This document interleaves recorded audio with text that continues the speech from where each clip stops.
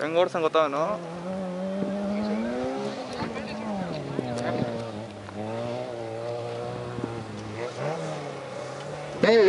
ಅಲ್ಲಿ ನಿಂತಿರ್ತಕ್ಕಂಥ ಹುಡುಗನ ಆಚೆ ಬನ್ನಿ, ಎಲ್ಲ ಆಚೆ ಬನ್ನಿ.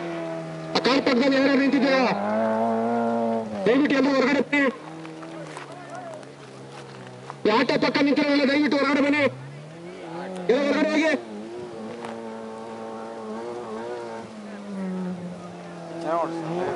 ಸೂಪರ್ ಓಡಿಸ್ತಾನೋ.